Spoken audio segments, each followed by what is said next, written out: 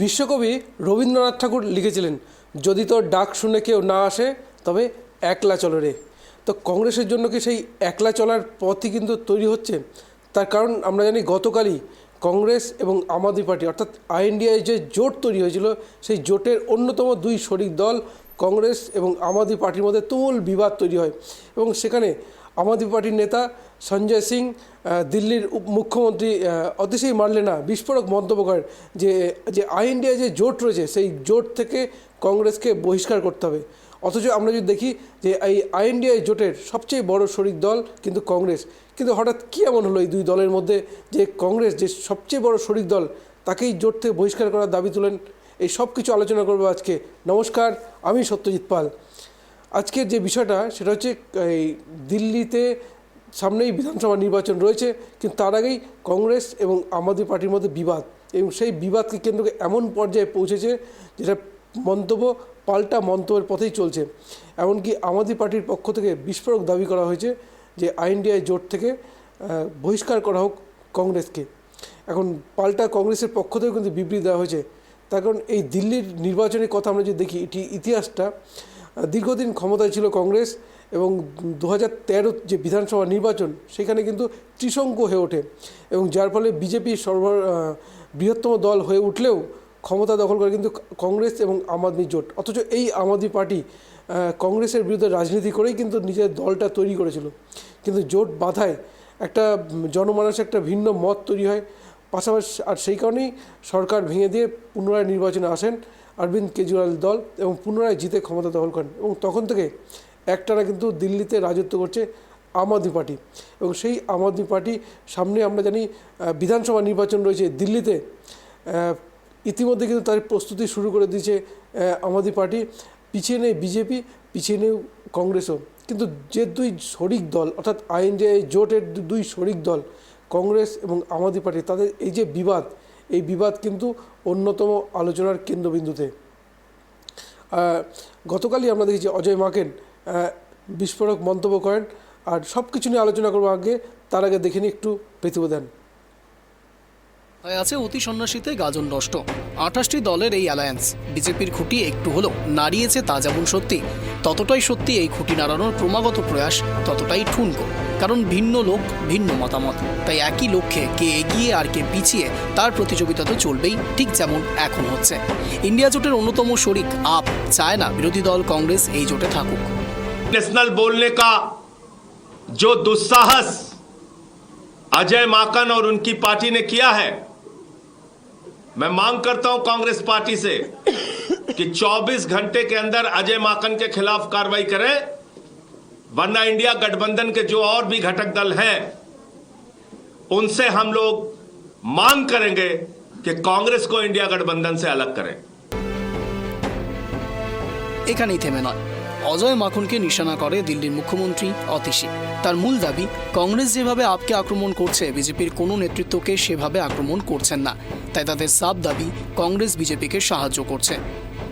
से साठ गांठ कर ली है, ये बिल्कुल साफ हो गया है।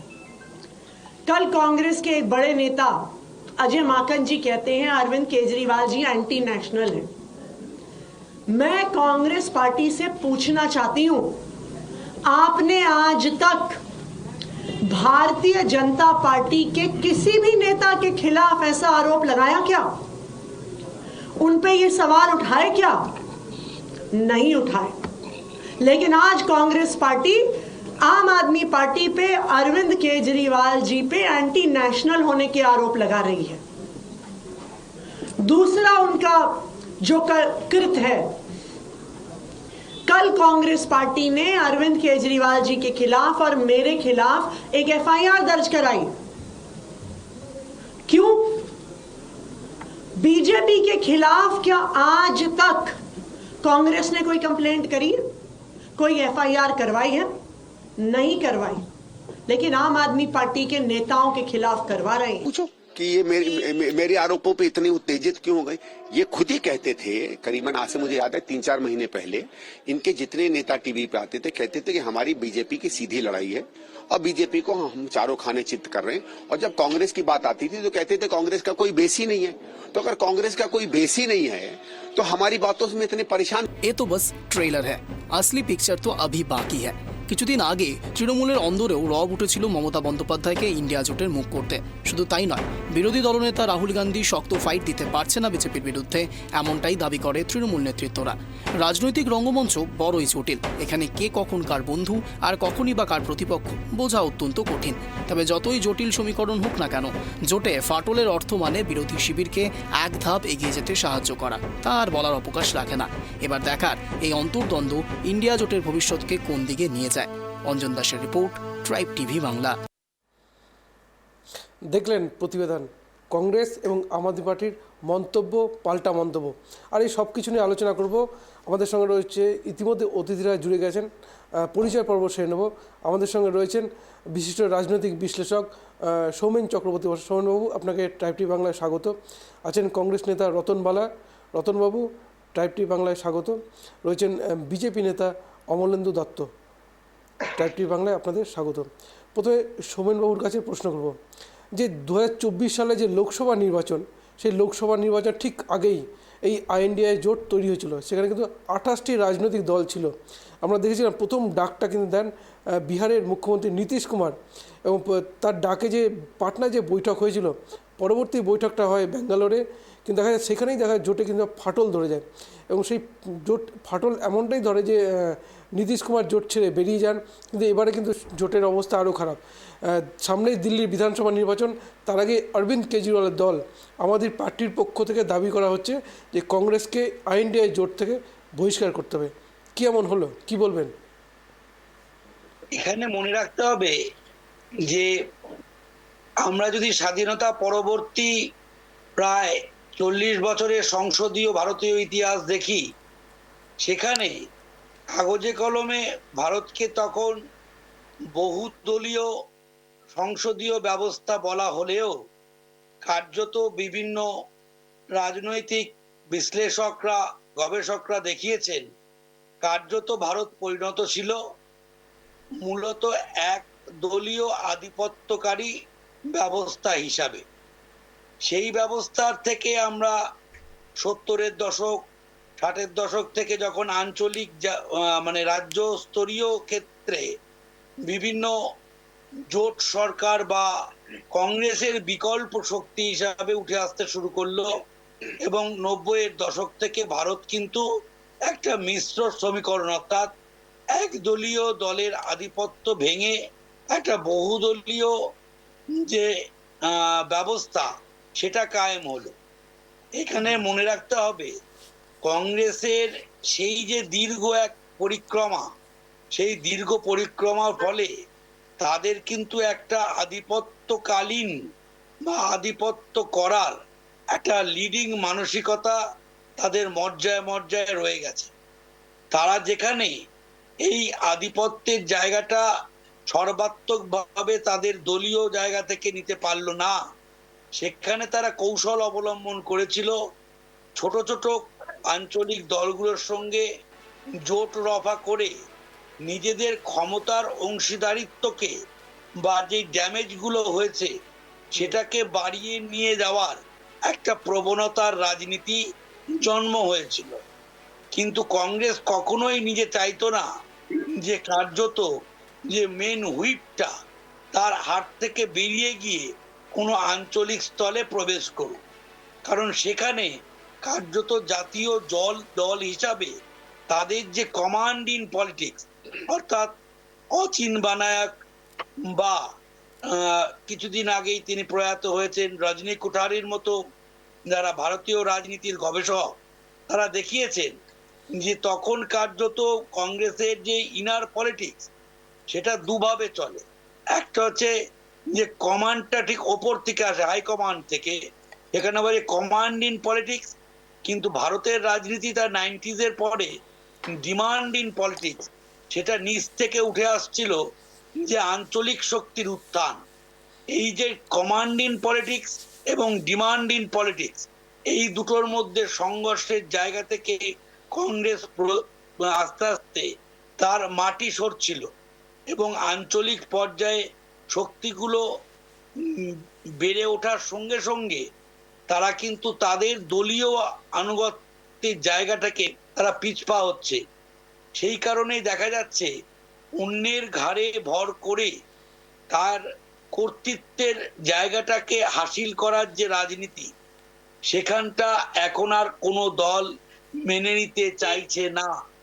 কারণ আঞ্চলিক শক্তিগুলো তাদের নিজস্ব পায়ে বলবান হয়েই এখন লড়তে চাইছে। সংঘর্ষটা কিন্তু টেকনিক্যালি সেই জায়গায় কংগ্রেসের অভ্যাস হয়ে যাওয়া কমান্ড ইন পলিটিক্সের সঙ্গে ভারতবর্ষের রাজনীতির ডিমান্ড ইন পলিটিক্স। অনেক গুরুত্বপূর্ণ কথা বললেন আপনি, যে কমান্ডিং পলিটিক্স এবং ডিমান্ডিং পলিটিক্স, এর সঙ্গে কোথাও যেন কংগ্রেস অ্যাডজাস্ট করতে পারছে না।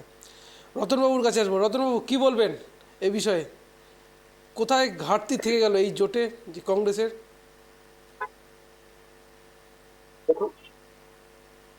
দেখুন সত্যবাবু, আপনাকে বলি যে আপনি প্রথমে শুরু করেছিলেন যদি তোর ডাক শুনে কেউ না আসে তবে একলা চলে।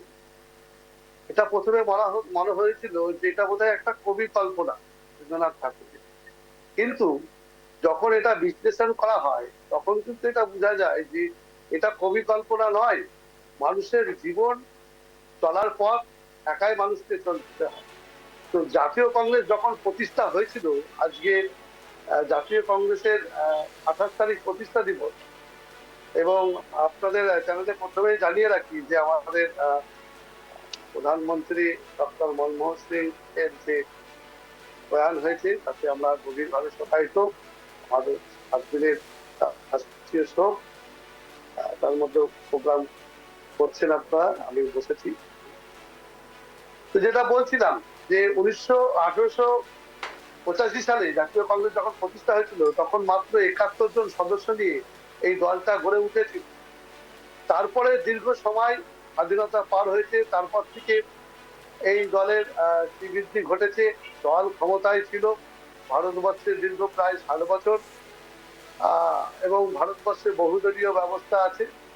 সেখানে যে আম আদমি পার্টি, আপনি বললেন যে 2013 সালে কংগ্রেসের সাথে জোট করে আম আদমি পার্টি কিন্তু প্রতিষ্ঠা হয়েছিল দিল্লির বুকে, কিন্তু কংগ্রেসের সাথে কিন্তু জোট। কংগ্রেস এমন একটা দল যে সমস্ত আঞ্চলিক দলগুলোকে, যেন আঞ্চলিক দলগুলো তাদের মতো স্বাধীনতা এবং তারা যেন নিজেদের মতো করে তারা তাদের সংগঠন বলুন, তাদের রাজনীতি বলুন, তারা যেন নিজেদের মতো মানুষের সেবা করতে পারে। এটাতে কিন্তু কংগ্রেস জানে যে ভারতবর্ষে সর্বদলীয় ব্যবস্থা আছে, আমরা কিন্তু কোনো আঞ্চলিক দলকে শেষ করার মানসিকতা নেই। কিন্তু তবুও দেখা যাচ্ছে আজকে যেভাবে অরবিন্দ কেজরিওয়ালের দল আম আদমি পার্টি কংগ্রেসকে যেভাবে গালাগালি করছে, এ থেকে একটা জিনিস পরিষ্কার যে আগামী দিনে দিল্লিতে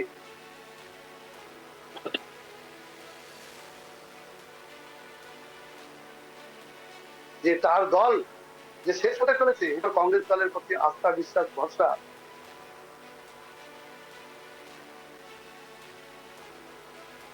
জাগাতে পারছে। পিছনের কারণ হচ্ছে আমাদের ভারত জোড়ো ন্যায় যাত্রা থেকে শুরু করে, এবং আগামী যে লোকসভা নির্বাচনে কংগ্রেস যে 45 থেকে 100 পর্যন্ত এমপি হয়েছে, তারপরে কিন্তু মানুষ বুঝতে পেরেছে যে আগামী দিন কিন্তু কংগ্রেসের ভালো আসছে। আর একটা কথা বলি যে পাশাপাশি আজকে আপনি বলুন যে যতবার কংগ্রেস যে সমস্ত আঞ্চলিক দলগুলোকে সহযোগিতা করেছে, যখনই তারা একটু ক্ষমতাবান হয়েছে তখনই তারা কিন্তু কংগ্রেসকে লাথি মারার চেষ্টা করেছে। না হলে আজকে বলুন পশ্চিমবাংলাতেও যেরকম 2011 সালে আমরা কংগ্রেসের সাথে জোট করলাম, কংগ্রেসের সাথে জোট করার পরে যখন ক্ষমতায় এলো তৃণমূল কংগ্রেস, তারাও কিন্তু আমাদেরকে এই বাংলাতে নির্মূল করার চেষ্টা করেছে। তো একটা কথা বলি সত্যজিৎ বাবু, যে কংগ্রেস পার্টিকে কোনোদিন কেউ শেষ করতে পারেনি, কারণ আপামর ভারতবাসীর মনে কিন্তু কংগ্রেস এখনো রয়েছে। कांग्रेस पार्टी ये तो एक दरिया है, इसमें चाहे फूल बरसे चाहे पत्थर।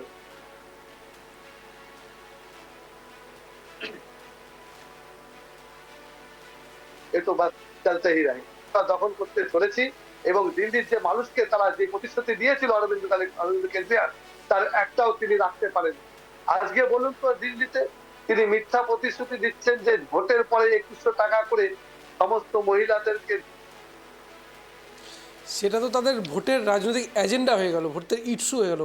বিষয়টা জোটের নিয়ে কথাটা হচ্ছিল। আজকে দিল্লির কি অবস্থা? আমি আরেকটু রতনবাবুকে একটু বলে রাখি যে আইএনডিএ জোট যখন তৈরি হয়, প্রথম বৈঠকটা কিন্তু ডেকেছিলেন বিহারের মুখ্যমন্ত্রী নীতিশ কুমার এবং বৈঠকটা পাটনায় হয়েছিল। এবং পরবর্তীতে এই জোটের রাজ যখন কংগ্রেসের হাতে চলে যাচ্ছিল, ঠিক তখনই কিন্তু জোট ছেড়ে বেরিয়ে আসেন নীতিশ কুমার এবং তার ফলে যে ফাটলটা তৈরি হয়। এবং দেখুন আরেকটা জিনিস বলে রাখবো, এই যে আইএনডিএ জোট যে প্রথম এবং দ্বিতীয় বৈঠকে জোটে এতটাই সংঘবদ্ধ হয়েছিল যে দ্বিতীয় বৈঠকের পর কিন্তু এনডিএ অর্থাৎ বিজেপির নেতৃত্বাধীন এনডিএ তারাও কিন্তু বৈঠক করতে বাধ্য হয় এবং বিভিন্ন জোট শরিককে নিয়ে পাশে নিয়ে কিন্তু তারাও কিন্তু বৈঠকটা নির্বাচনী প্রস্তুতিটা শুরু করে। প্রথম কিন্তু শুরু করেছিল আইএনডিএ জোট, কোথাও যেন সেই জোটে কি ফাটল ধরছে। অমলেন্দুবাবু কি বলবেন? দেখুন এক মিনিট দেখুন, বেশ, বলুন বলুন। নির্বাচনী একটা সমঝোতা হয়েছিল যে লোকসভা নির্বাচনের আগে জাতীয় কংগ্রেস আমরা বলেছিলাম যে বিজেপির বিরোধী যে সমস্ত আঞ্চলিক দল বলুন, ছোট ছোট রাজনৈতিক দল বলুন, তারা সবাই আমরা একসাথে সংঘবদ্ধ হয়ে এই সাম্প্রদায়িক শক্তি যে বিজেপি তার বিরুদ্ধে একসাথে লড়াই করার জন্য আমরা কিন্তু বলেছিলাম। তাতে সেখানে কিন্তু আপনি নীতিশ কুমার বলুন, অরবিন্দ কেজরিওয়াল বলুন, মমতা ব্যানার্জি বলুন, সমস্ত আঞ্চলিক দলগুলো তারা কিন্তু সাড়া দিয়েছিল, তারা একটু সহমতের পরিপ্রেক্ষিতে জোটটা হয়েছিল। আজকে বলুন তো যখন স্বার্থের আঘাতের জন্য কি জোটটা ভেঙে যাচ্ছিল? স্বার্থের আঘাত কি? দেখুন আম আদমি পার্টির সঙ্গে দিল্লিতে কিন্তু জোট হয়নি, পাঞ্জাবেও জোট হয়নি, তৃণমূল কংগ্রেসের সঙ্গে পশ্চিমবঙ্গে কিন্তু জোট হয়নি। সিবিআই যখন শুনুন কংগ্রেস শুনুন অরবিন্দ কেজরিওয়ালকে যখন সিবিআই তাকে গ্রেপ্তার করে নিয়ে গেছিল, বলুন তো কংগ্রেস পার্টি তার বাড়িতে গিয়ে তার পরিবারের সাথে তার পাশে ছিল। তো আমরা কখনোই জোট ধর্ম থেকে এমন কিছু করিনি যে জোট আমাদের ধর্ম থেকে তারা সরে যায়। তাদের মনে হয়েছে যে আমরা যদি কংগ্রেসের সাথে থাকি তাহলে আমাদের সামনে নির্বাচনে হয়তো জিততে অসুবিধা হতে পারে, তাই তারা সরে গেছে। এইখানে কংগ্রেসের কোনো যায় আসে না বাবু। কংগ্রেস দল যে শতাব্দীর প্রাচীন দল, এই দল। আচ্ছা অমলেন্দুবাবু, যে আইএনডিএ জোট তৈরি হয়েছিল, বেশ আপনার কাছে আবার আসবো, অমলেন্দুবাবুর কাছে যাবো।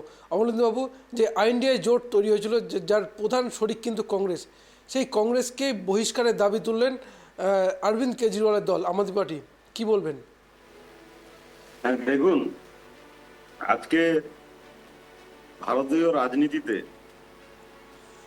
প্রথম স্বাধীনতার পর থেকে ক্ষমতা কুক্ষিগত করা এবং সাধারণ মানুষকে ভুল বুঝিয়ে সরকার চালানো এবং দেশের সুরক্ষার সাথেও আপোষ করা এবং সাধারণ মানুষের উপর ইমার্জেন্সির মতন কালো দিন চাপিয়ে দেওয়া, এসব মানে কংগ্রেস এমন, এবং কমিশন খরি, দিল্লিতে আগে কমিশন রাজ ছিল, কমিশন খরি নেতা মন্ত্রী সব কমিশন না দিলে কোনো কাজ হতো না। এই যে কমিশন খরি রাজনীতিতে, এবং রাজনীতিতে লাস্ট আজকে যিনি গত হয়েছেন গত কাল সদ্য প্রধানমন্ত্রী ভারতের, তার আমলেও আপনারা জানেন কমনওয়েলথ গেমসের যে দুর্নীতি থেকে শুরু করে, স্পেকট্রাম দুর্নীতি থেকে শুরু করে, কয়লা দুর্নীতি থেকে শুরু করে কত নেতা মন্ত্রী জেলে গেছেন। তাহলে এই যে দুর্নীতিকরণ, রাজনীতিকে দুর্নীতিকরণ বা দুর্নীতিকে রাজনীতির সাথে মিশিয়ে দিয়ে রাজনৈতিক ক্ষমতাকে কাজে লাগিয়ে অর্থ লাভ করা, পলিটিক্সে কিন্তু ঢুকিয়েছে একমাত্র কংগ্রেস, এবং দেশের সুরক্ষার সাথেও বিভিন্নভাবে তারা আপোষ করেছে এবং পার্শ্ববর্তী রাষ্ট্রের কাছে মাথা নত করে দেশের অনেক অংশ তারা সমর্পণ করেছে। কংগ্রেসের সরকার ভারতবর্ষকে আজকে বিভিন্ন দিক থেকে তারা নিজেদের স্বার্থের জন্য পিছিয়ে দিয়েছে। আজকে ৭৭ বছর স্বাধীনতা হওয়ার পরেও কংগ্রেসের, আজকে ভারতীয় জনতা পার্টির ১৬-১৭ বছর সরকারের বাদে ম্যাক্সিমাম টাইম জনতা দলের সরকার ছাড়া আর বাদ বাকি ধরুন প্রায় 55-60-57 বছর কংগ্রেসেরই সরকার ছিল। তাহলে আজকে কংগ্রেস এমন ভাবে দেশ গঠন করেছে যে আজকেও ভারতবর্ষের রাজনীতিতে অনুদানের রাজনীতি করতে হয়। আজকেও ভারতের রাজনীতিতে পশ্চিমবঙ্গের মতো লক্ষ্মীর ভান্ডারের প্রকল্প চালু করতে হয়। আজকেও অরবিন্দ কেজরিওয়ালকে 1000 টাকা দেবো, 1200 টাকা দেবো, 2100 টাকা দেবো ভোটে জিতলে বলতে হয়। তাহলে আজকে ভারতবর্ষকে স্বাবলম্বী না করে পিছিয়ে দেওয়ার পেছনে কংগ্রেস সব থেকে বড় দায়ী। কংগ্রেস যদি ভারতকে পিছায়, কোনো দল বাবু, বিজেপি শাসিত রাজ্যেও তো চলছে, বিজেপি শাসিত রাজ্যেও কিন্তু লাডলা বেহেনা জুটি প্রকল্প চলছে। মিউট করে রাখুন, আপনার সময় আমি একটাও কথা বলিনি। আমি আরো একটু বলি, বিজেপি শাসিত রাজ্যেও কিন্তু চলছে। এই যে মহারাষ্ট্রের বিজেপি প্রধান শাসিত কিন্তু রাজ্যে চলছে সেটা পরের কথা। বিজেপি শাসিত রাজ্যে উন্নয়নের সাথে চলছে, কিন্তু ভোট নেওয়ার জন্য চলে না। বিজেপি শাসিত রাজ্যে উন্নয়নের সাথে চলছে। না, আপনি যে লক্ষ্মীর ভান্ডারের কথা বললেন, এই লক্ষ্মীর ভান্ডার তো চলছে নেওয়ার জন্য জানিয়েছেন। মহারাষ্ট্রে কিন্তু এটা কিন্তু প্রচারের প্রধান হাতিয়ার করেছিল বিজেপি।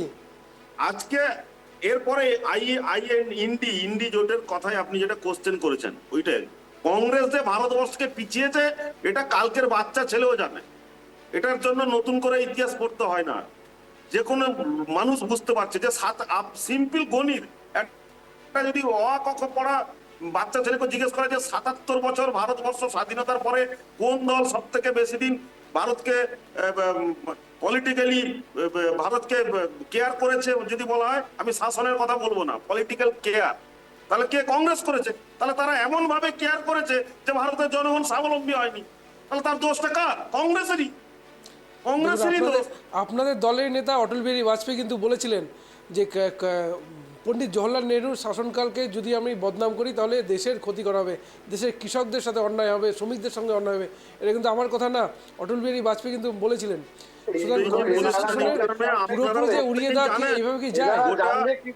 গোটা ভারতবর্ষ জানে যে বাজপেয়ীর মতন এত সংবেদনশীল মানুষ রাজনীতিতে খুব কম থাকেন। তিনি সবাইকে নিয়ে চলার মানুষ ছিলেন, সবাইকে সম্মান করতেন। তিনি সম্মান জানিয়ে এই কথা বলেছেন, কিন্তু তার ফল কি আমরা তো দেখতে পাচ্ছি। অঙ্ক বলছে কংগ্রেস ভারতবর্ষকে একই ছেড়ে পিছিয়েছে। এরপরে আসি ইন্ডি জোটের কথায়। আজকে ইন্ডি জোট যখন প্রথম তৈরি হলো, আপনি আপনার প্রতিবেদনে প্রথমেই বলেছেন ইন্ডি জোটের মেন যে মানে জোট তৈরি করা হবে তার যিনি প্রথম কনভেনার হওয়ার চেষ্টা করেছিলেন সেই নীতিশ কুমারকেই কংগ্রেস পাত্তা দেয়নি। তার জন্য তিনি আজকে এনডিএ জোটের সাথে মুখ্যমন্ত্রী হয়ে সুশাসন দিচ্ছেন বিহারে। আজকে মমতা ব্যানার্জি নিজেই বলেছেন যে এই যে ইন্ডি নামটা উনি দিয়েছেন, এই ইন্ডি জোটের নামটা মমতা ব্যানার্জি বারবার ক্লেম করেন যে উনি নিজে নাম দিয়েছেন ইন্ডি অ্যালায়েন্সের। তো ইন্ডি অ্যালায়েন্সের নাম দেওয়া লোক তাদের দল থেকেই বারবার বলা হয় যে কংগ্রেসকে বসিয়ে দিয়ে মমতা ব্যানার্জিকে দলে মানে ওই ইন্ডি অ্যালায়েন্সের মুখ করতে হবে, তাদের দল থেকেই বলা হয়। তৃণমূল কংগ্রেসের সর্বভারতীয় জেনারেল সেক্রেটারি দিল্লিতে দাঁড়িয়ে পার্লামেন্টের বাইরেও সাংবাদিকদের বলেছেন যে মমতা ব্যানার্জির থেকে ইন্ডি জোটের আর কেউ এত সম্পৃক্ত রাজনীতিতে এত বছরের রাজনৈতিক অভিজ্ঞতা থাকা নেতা নেই, তার জন্য মমতা ব্যানার্জিকে ইন্ডি জোটের নেতা করা হোক। আজকে তাদের ভোটের সময় কি হয়েছে, বলছে যে কংগ্রেসকে ইন্ডি জোট থেকে বাদ দিয়ে দিতে। আসলে ইন্ডি বলে কোনো জোটই নেই, এটা সাধারণ মানুষকে ভোটের আগে আইওয়াশ করানোর জন্য এরা প্রত্যেকেই নিজেরা নিজেদের স্বার্থের জন্য বলে রাখি, এই জোটটা প্রথম এবং দ্বিতীয় বৈঠকটা যখন করে তারপরেই কিন্তু এনডিএ জোটের বৈঠক ডাকতে বাধ্য হন। কিন্তু আমরা জানি প্রধানমন্ত্রী নরেন্দ্র মোদী বসেছিলেন, অমিত শাহ বসেছিলেন, জেপি নাড্ডারা বসেছিলেন সমস্ত শরিকদের নিয়ে, এবং এই আইএনডিএ যে জোট, এই জোটের দ্বিতীয় বৈঠকের পরেই কিন্তু এই বৈঠকটা হয়েছিল। এটা কিন্তু আর সেই জোট হয়তো নীতিশ কুমার বেরিয়ে গেছেন ঠিকই, কিন্তু এক কথা বলা যায় যে জোট রাজনীতি, অর্থাৎ এই যে আইএনডিএ জোটটা তৈরি হয়েছিল, কোথাও যেন এনডিএ জোটের ভিতটা কিছুটা হলেও ভয় ধরেছিল, এটা কিন্তু বলা যেতেই পারে।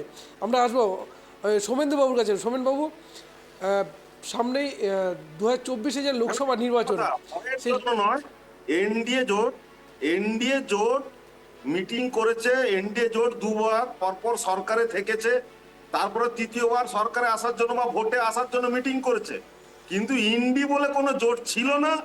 আর আগামী দিনে থাকবেও না। এটা সাধারণ মানুষকে যে আইওয়াস করানো হয়েছিল সেটা প্রমাণ তাদের মধ্যেই মারামারি। ঠিক আছে, ঠিক আছে, আসবো আপনার কাছে। নিজেদের স্বার্থে রাজ্য সরকার পরিচালনা করে, প্রত্যেকে ঠিক আছে, নিজেদের আসবো আপনার কাছে, যেখানে আসবো। স্বার্থ জড়িয়ে থাকে, আমি যেখানে সোমেনবাবুর কাছে, স্বার্থ জড়িয়ে সোমেনবাবু, থাকে, সেখানে কখনো জোট হয় না। ঠিক আছে, আপনার কাছে আসবো সোমেনবাবুর কাছে। সোমেনবাবু বলুন, এই 2024 যে লোকসভা নির্বাচন, সেখানে দেখা যায় পশ্চিমবঙ্গেও জোট হয়নি, পাঞ্জাব এবং দিল্লিতে কিন্তু আম আদমি পার্টি এবং কংগ্রেসের সঙ্গে অ্যালায়েন্সটা হয়নি, এবং তো এই যে কোথাও কি তাদের কোথাও যে মতবাদের কোথাও কি একটা বিভেদ থেকে গেছে, তারা কি কোথাও আসলে- অ্যাডজাস্ট হতে পারেনি? বলুন। আসলে আমরা যারা রাজনৈতিক বিশ্লেষক হিসেবে থাকি তারা বিষয়ের গভীরতায় যাওয়ার চেষ্টা করি। আসলে এখানে দুটো জিনিস জাতীয় দলের দুই প্রতিনিধি আছেন, তাদের মাথায় রাখতে হবে যে ভারতবর্ষের যে রাজনৈতিক ব্যবস্থা, রাজনৈতিক সংস্কৃতি, সেখানে কেন জাতীয় দলগুলো তাদের পায়ের তলার মাটি হারাচ্ছে রাজ্যস্তরীয় রাজনীতির ক্ষেত্রে। অর্থাৎ আমি যে বারবার বলছি, 90-এর পর থেকে কি এমন ঘটলো যে 90-এর দশকের পর থেকে আঞ্চলিক শক্তির উত্থানের পটভূমির অনেক পুষ্টি সাধন হলো, যেটা আমরা 60-70-এর দশকে দক্ষিণ ভারতে ভাষাকেন্দ্রিক রাজ্য গঠনের ক্ষেত্রে পেয়েছিলাম আঞ্চলিক শক্তির উত্থান। আমরা পেয়েছিলাম কেরলে নাম্বুদিপাদের নেতৃত্বে বিকল্প কংগ্রেসের সরকার গঠনের ইঙ্গিত এবং জনতা সরকার। কিন্তু মনে রাখতে হবে যে আমরা যদি ফিরে যাই, একটি খুবই গুরুত্বপূর্ণ বই এ করতে মনে পড়ছে সুদীপ্ত কবিরাজ এর লেখা, যে সেখানে ইন্ডিয়ান পলিটিক্সের ওপর লেখা, যে পলিটিক্স ইজ গভর্নিং পলিটিক্স। সেখানে বলা হচ্ছে মিসেস গান্ধীর সময়কাল কংগ্রেসের পর্বটা কংগ্রেস পার্টির ক্ষেত্রে একটি টার্নিং পয়েন্ট এবং ভারতীয় রাজনীতির। কারণ কংগ্রেস দলের গঠন প্রণালী দক্ষিণপন্থী দল হিসাবে যে স্বাভাবিক গণতান্ত্রিক পরিবেশ, স্বাভাবিক গণতান্ত্রিকতার বাতাবরণ দলের অভ্যন্তরে ছিল, সেই জায়গাটাকে পুরোপুরি নিঃশেষ করে এক প্রকার কমান্ড ইন পলিটিক্স, হাইকমান্ড নির্ভর পলিটিক্সের নিয়ে যাওয়া, অর্থাৎ দলের ভেতরের গণতান্ত্রিক পরিসরটাকে ধ্বংস করে দিয়ে সেটা হচ্ছে ওপর থেকে চাপিয়ে দেওয়ার রাজনীতি, চাপিয়ে দিয়ে দলীয় অভ্যন্তরের গণতন্ত্রকে বিনষ্ট করে হাইকমান্ড নির্ভর একটি দলের রূপান্তর ঘটে। তার ফলে দেখা যায় যে আঞ্চলিক যে অসন্তোষের পারদ সেগুলো বৃদ্ধি হতে থাকে। এর ফলে আঞ্চলিক শক্তিগুলো তাদের দাবি দাওয়াকে কেন্দ্র করে, আর পলিটিক্সে বলা হয় যে আর দলের মধ্যে, কংগ্রেস পার্টির দলের মধ্যে সেই ভেন্টিলেশনগুলো আর পেল না। এর ফলে তারা চিন্তা করলো নিজেরা কিভাবে একটা নতুন দল গঠন করেই এই রাজনীতির অন্দরে ফিরে আসা জমিকে ফিরে পাবে।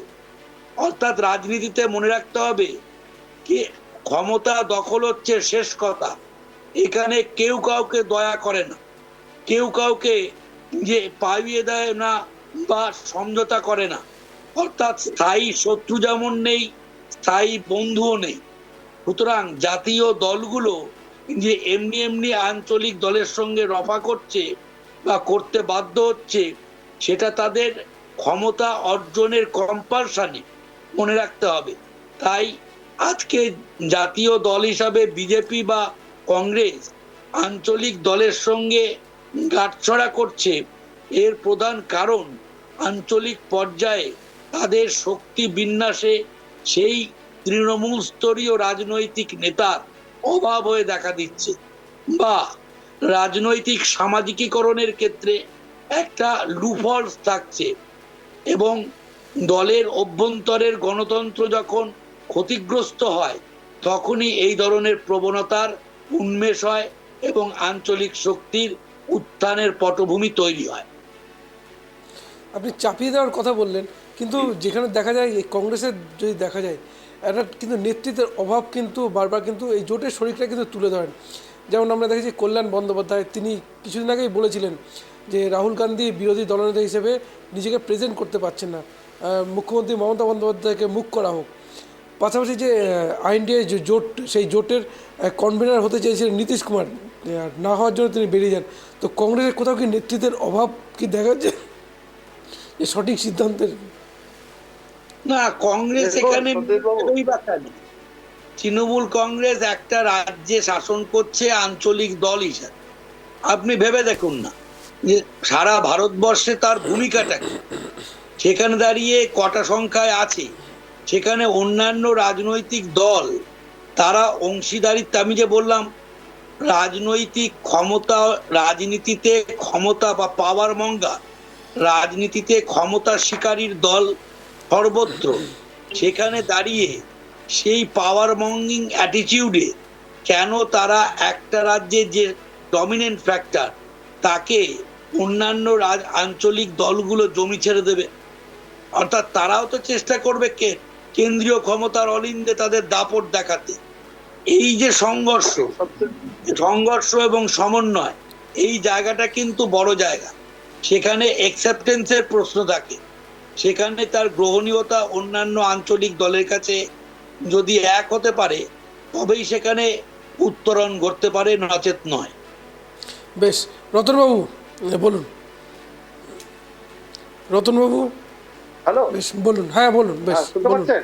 হ্যাঁ হ্যাঁ হ্যাঁ, বলছি যে দেখুন, যেটা বললেন দাদা খুব সুন্দর বলেছেন, যে দেখুন আঞ্চলিক দল আর আর আমার ওই অবলম্বনদার কথাই আসি, যে দুর্নীতির কথা বললেছিলাম আমরা 2004 থেকে 2014 পর্যন্ত মিলিঝুলি সরকার করে চালিয়েছিলাম যারা হয়। দেখুন যে আপনাদের যে প্রধানমন্ত্রী, যিনি নিজেকে মানে বিশ্বগুরু মনে করে, উনি যে প্লেনে করে ঘুরে বেড়াচ্ছেন, সেই প্লেনে যিনি ওনার বন্ধু আদানি বাবু, রতনবাবু, ওই তাকে আমেরিকা থেকে পরোয়ানা জারি করা হয়েছে যে তিনি প্রধান।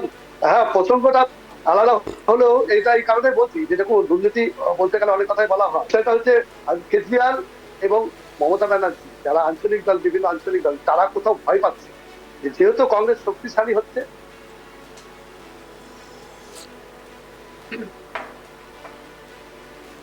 কারণ কংগ্রেসের একটা অংশ নিচুতলার কর্মী এবং মমতা ব্যানার্জি তাদের সঙ্গে থাকলে মনে হয় ভালো হবে, এলাকার উন্নয়ন হবে বা কিছু একটা হবে, সেটা ভেবেছিল দেখেই কিন্তু তারা কিন্তু কংগ্রেস ত্যাগ করে কিন্তু তারা তৃণমূল কংগ্রেস কিংবা কেজরিওয়ালের দলে কিন্তু গিয়েছে।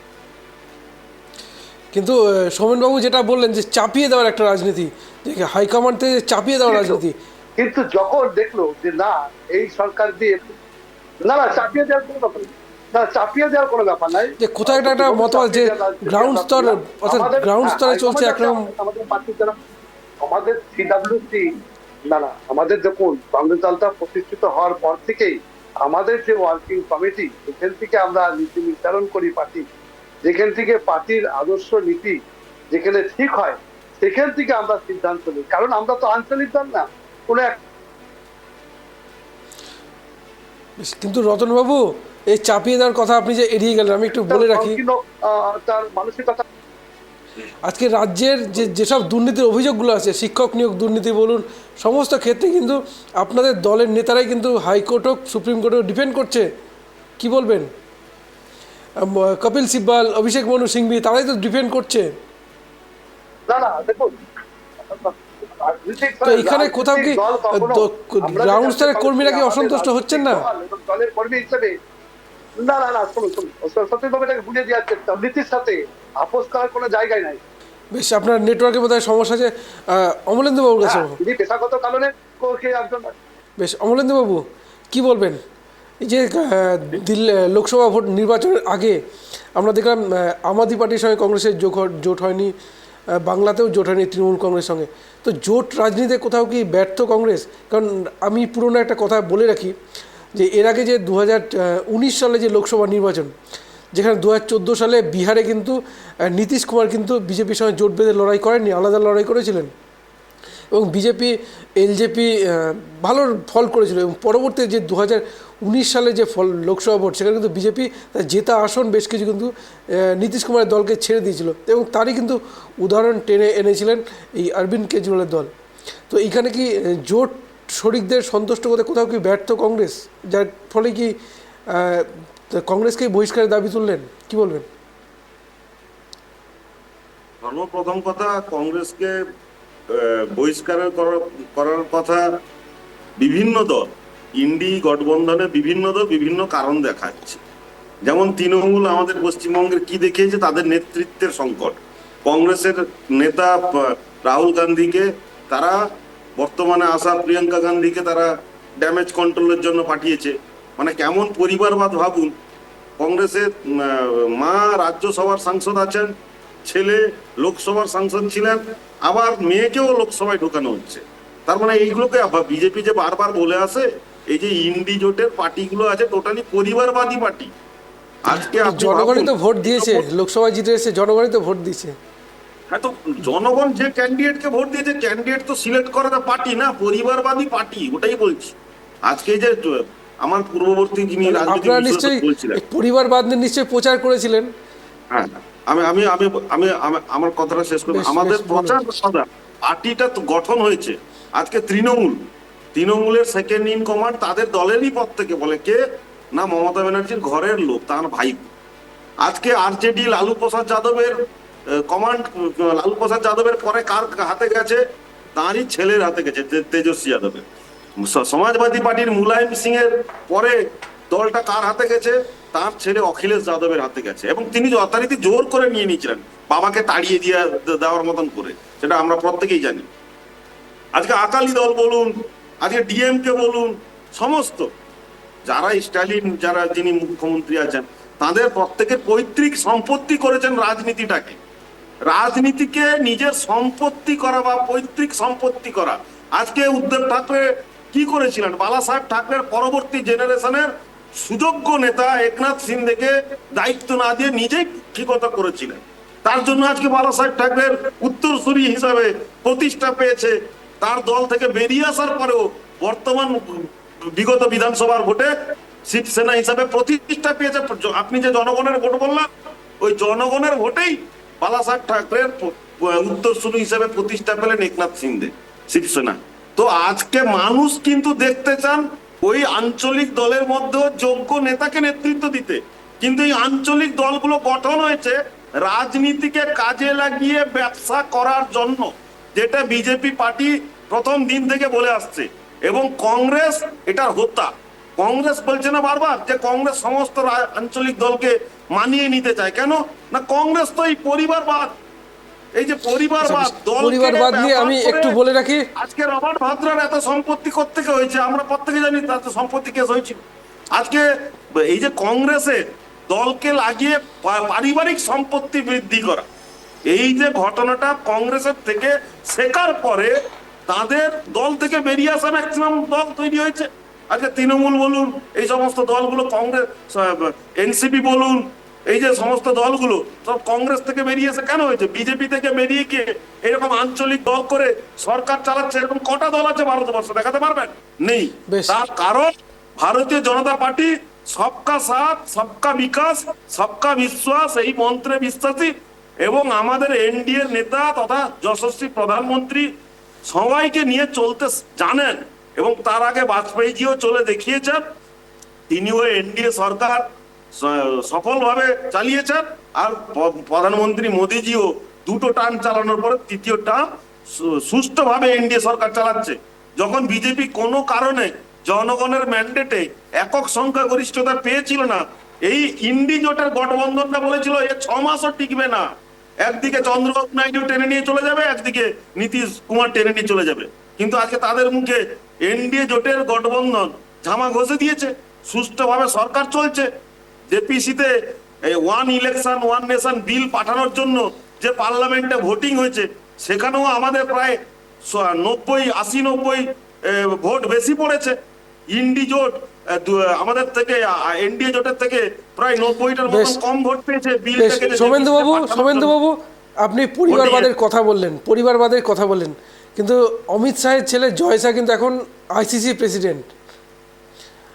এছাড়া না, রাজনাথ সিং এর ছেলে, তিনিও কিন্তু উত্তরপ্রদেশের বিধায়ক। Is not a political person, উনি পলিটিক্যাল পারসন নয় জয় শাহ। তিনি তার কোন শক্তি অন্য বলে কাজের উনি সাথে, অন্য ICC প্রেসিডেন্ট পরিষেবার বলুন তো? সাথে যুক্ত আছেন।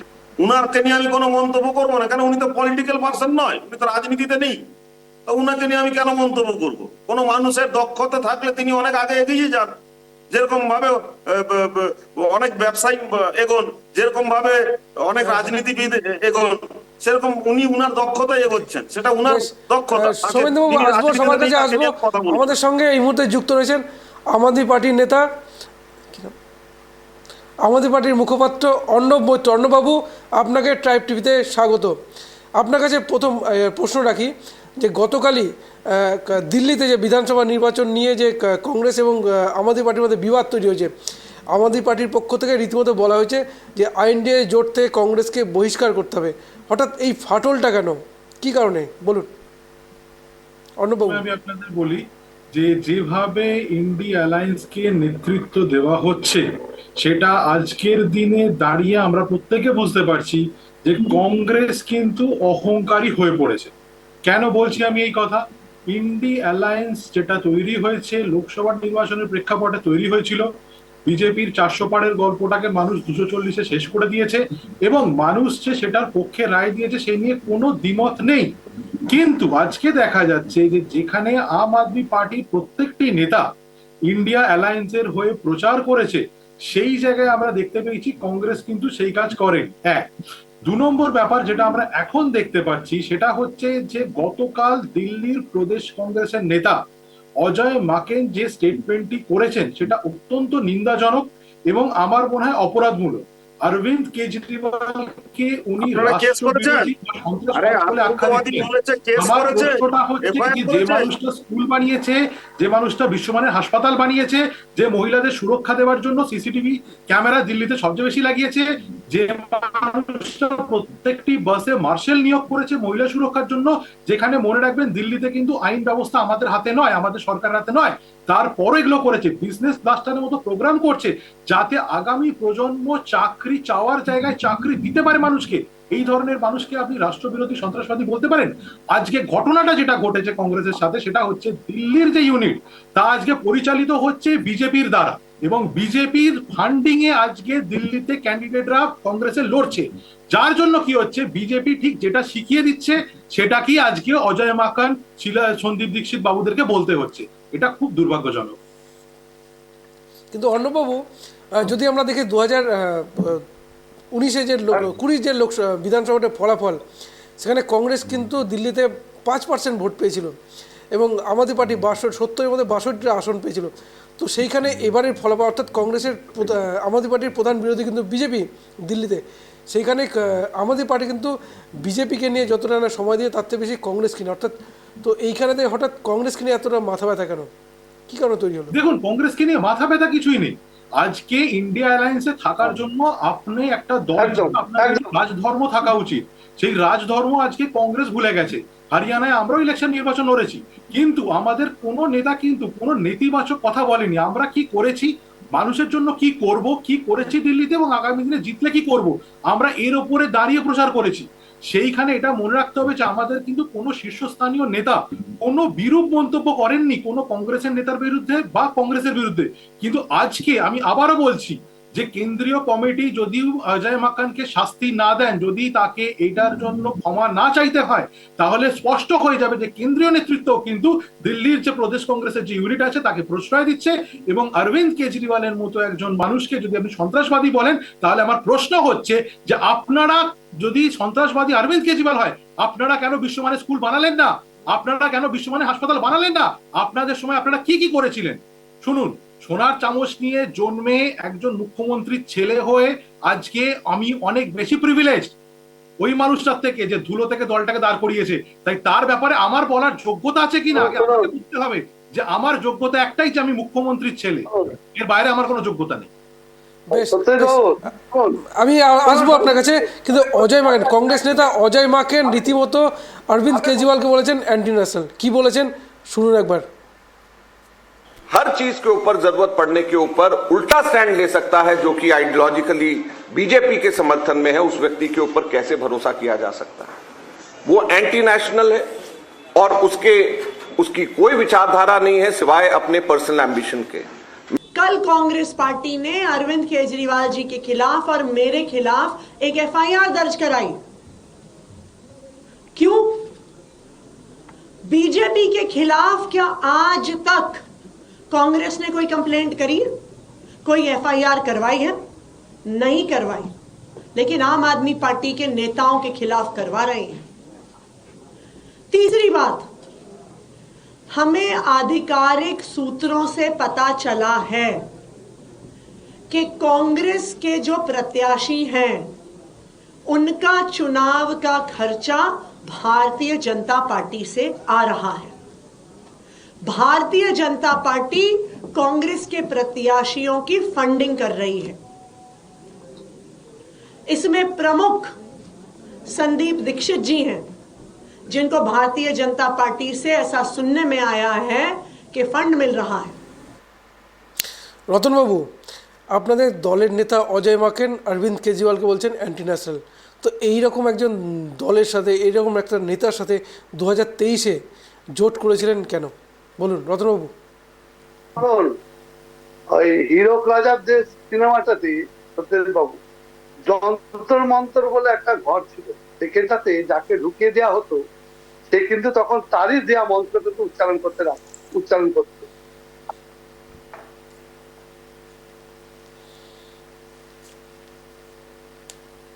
আজকে যেদিন থেকে অরবিন্দ কেজরিওয়াল সেই ঘরের পর থেকে কিন্তু তিনি কংগ্রেসকে আক্রমণ করতে শুরু করেছে।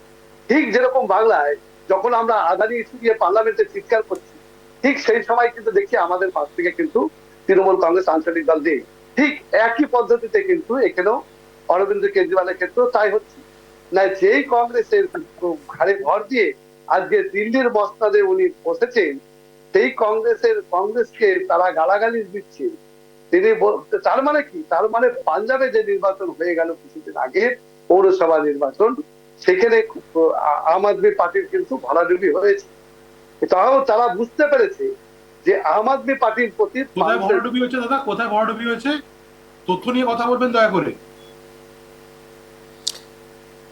বিশ্বাস আস্থা কারণ হ্যাঁ কোথায় ভরাডুবি হয়েছে আম আদমি পার্টি? কোন নির্বাচনের কথা বললেন রতনবাবু? রতনবাবুর নেটওয়ার্কের সমস্যা। বেশ, আমরা একদম প্রোগ্রামের শেষ মুহূর্তে চলে এসেছি।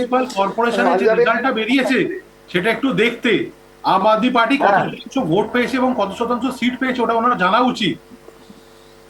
আমার মনে হয় সোমেনবাবুর কাছে, বেশ আমরা একদম শেষ পর্যায়ে চলে এসেছি। সোমেনবাবুর কাছে আসবো। সোমেনবাবু, এই যে জোট রাজনীতির যে তৈরি হয়েছে, সেই জোট রাজনীতিতে বলা চলে কংগ্রেস ব্যর্থ, এটা অস্বীকার করার কোনো জায়গা নেই, কারণ এককভাবে চালিয়ে এসেছেন, দীর্ঘদিন ক্ষমতায় ছিল। কিন্তু জোট রাজনীতিতে যেখানে অটল বিহারী বাজপেয়ী দীর্ঘদিন ক্ষমতায় ছিলেন, নরেন্দ্র মোদীও এনডিএ জোট নিয়ে ক্ষমতায় রয়েছেন, কিন্তু কংগ্রেসে যে জোট যে তৈরি করলো সেখানে কোথাও ফাটল। তো কোথাও কি কংগ্রেসের নেতৃত্বের অভাব বা গ্রাউন্ড স্তরের নেতাদের সঙ্গে অভাব, সমন্বয়ের অভাব, নাকি দল জোটের মধ্যে কি বলবেন? আসলে আমার যেটা মনে হয়, নিজস্ব বুদ্ধিবেত্তাতে বলি, এটা হচ্ছে কংগ্রেসের এই মুহূর্তে ভারতীয় রাজনীতির কঠোর বাস্তবতাকে মানতে হবে এবং নিজের আত্মসমালোচনাকে আমি বলছি বাইরে প্রকাশ না করলেও অন্দরের দলের মধ্যে যে প্ল্যানিং প্রোগ্রামের মধ্য দিয়ে তাকে মেনে নিতে হবে। এবং পরিবারের বড় দাদা এক সময় ছিল, কিন্তু সেই শক্তি সামর্থ্য তার কমেছে। তার গর্ভ থেকেই জন্ম নেওয়া আঞ্চলিক শক্তিরা এখন উঠে দাঁড়াচ্ছে। সেখানে সময় অনুযায়ী তাদেরকে তাদের সঙ্গে আপোষ করার ক্ষেত্র ছাড়া কংগ্রেসের এই মুহূর্তে বিকল্প জায়গা নেই। আমি বলছি না যে আপোষের অর্থ মানে নিজেদের মর্যাদাকে পাপসে পরিণত করা, কিন্তু কৌশলীগতভাবে বেশ বেশ আপনার সময় শেষে। রতনবাবু, রাজনীতির সম্ভাবনা শিল্প, তো এই যে দিল্লি বিধানসভা নির্বাচনের আগে যে যে দুই দলের বিবাদ হয়েছে, নতুন কি কোনো সম্ভাবনা দেখা যাচ্ছে নাকি আগামী দিন কি বলবেন? আমি তো বললামই এখানে কোনো স্থায়ী শত্রু স্থায়ী মিত্র বলে কিছু নেই। সৌমেনবাবু, রতনবাবু আপনি বলুন। দেখুন, আমরা একটা কথাই বলবো যে ভারতবর্ষের জাতীয় কংগ্রেস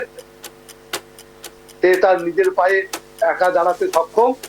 আমরা চাই সবসময় যে ভারতবর্ষের জাতীয় কংগ্রেস এর সাথে যারা এই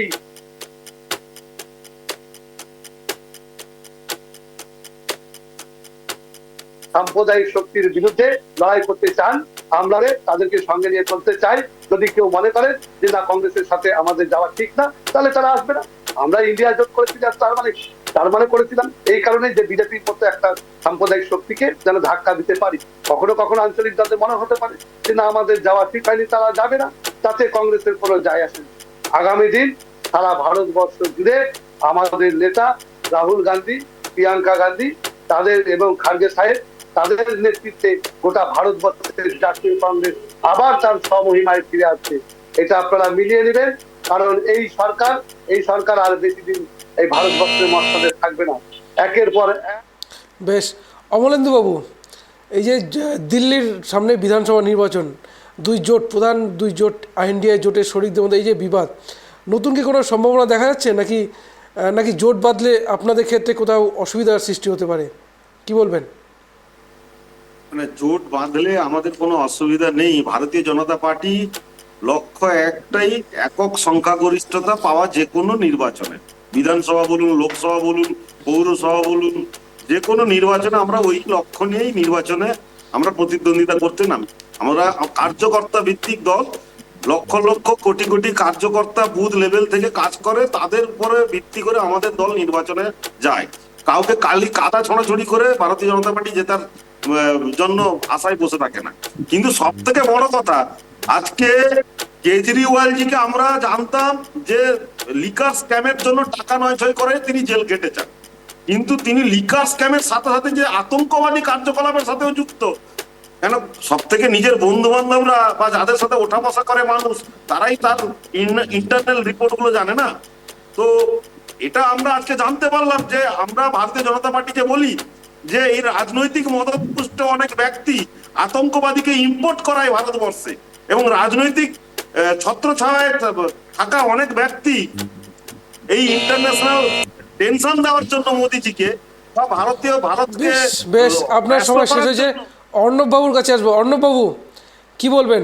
দিল্লির বিধানসভা নির্বাচন সামনে, আর তার আগেই দুই প্রধান INDA জোটের শরিক কংগ্রেস এবং আম আদমি পার্টির মধ্যে এই যে লড়াই, কিন্তু হ্যাঁ, অমলেন্দুবাবু আপনার সময় শেষ হয়েছে। অমলেন্দুবাবু আপনার সময় শেষ হয়েছে, আমি অর্ণববাবুর কাছে আসবো। অমলেন্দুবাবু আপনার সময় শেষ হয়েছে, আপনি থামুন। অর্ণববাবু শুনতে পাচ্ছেন? অর্ণববাবু, আপনার জন্য সময় 1 মিনিট। প্রশ্ন হচ্ছে, এই যে সামনেই দিল্লি বিধানসভা নির্বাচন, যেখানে দুই জোট শরিক যদি একসাথে লড়াই করতো, তাহলে হয়তো আপনাদের ফলাফল আপনাদের পক্ষে আরও সুবিধাজনক হতো। তার আগে যে বিবাদ, অর্থাৎ আম আদমি পার্টি যতটা তারা বিজেপির বিরুদ্ধে মন্তব্য করছে, তার থেকে বেশি করছে কংগ্রেসের বিরুদ্ধে, অন্যদিকে কংগ্রেসও ঠিক একই। তো এইখানে নতুন কি সম্ভাবনা দেখাচ্ছে, কি বলবেন এই বিবাদ নিয়ে?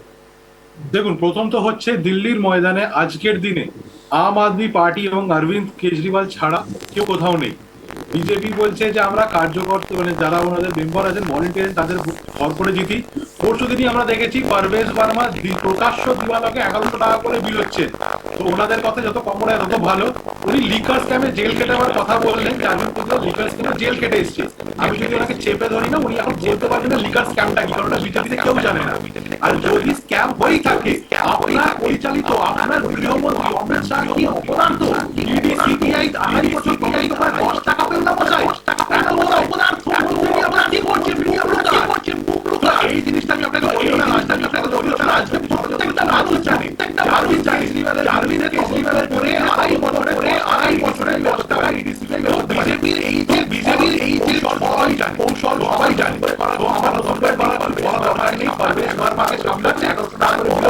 তারপরও আমি আপনাকে আপনার কথাটা বলে যাচ্ছি, লিখে রাখুন, নিউ দিল্লিতে পারভেজ বার্মা কমসে কম 50,000 ভোটে হারে। আর কংগ্রেসের কথা কি বলবো, কংগ্রেস নেই। সময় শেষ হয়েছে। সবাইকে অসংখ্য ধন্যবাদ ট্রাইব টিভিতে আসার জন্য। সামনেই দিল্লি বিধানসভা নির্বাচন, এখনও নির্বাচনের দিন ঘোষণা করেনি কমিশন। এখন দেখা যাক এই যে কংগ্রেস এবং আম আদমি পার্টির যে বিবাদ, যেখানে একসঙ্গে INDA জোটের বৈঠক করলেন, দীর্ঘ বৈঠক করেছেন, বারবার বৈঠক করেছেন, কিন্তু ঠিক দিল্লি বিধানসভা নির্বাচনের আগেই দুই দলের বিবাদ। অর্থাৎ এই আম আদমি পার্টির কিন্তু তৈরি হয়েছিল কংগ্রেসের বিরুদ্ধে লড়াই করে। আমরা জানি ডক্টর মনমোহন সিং যখন প্রধানমন্ত্রী ছিলেন সে সময় কংগ্রেস সরকারের বিরুদ্ধে লড়াইটা কিন্তু আন্না হাজারে যে শুরু করেছিলেন তার শরিক ছিলেন অন্যতম এই অরবিন্দ কেজরিওয়াল, এবং তিনি এই দল তৈরি করেন, ক্ষমতায় ফেরেন, এবং এবারে কিন্তু সেই কংগ্রেসের সঙ্গে আবার বিবাদ। আগামী দিনে কী হয় সেদিকে আমাদের নজর থাকবে। আপনারাও নজর রাখুন, দেখতে থাকুন ট্রাইব টিভি। নমস্কার।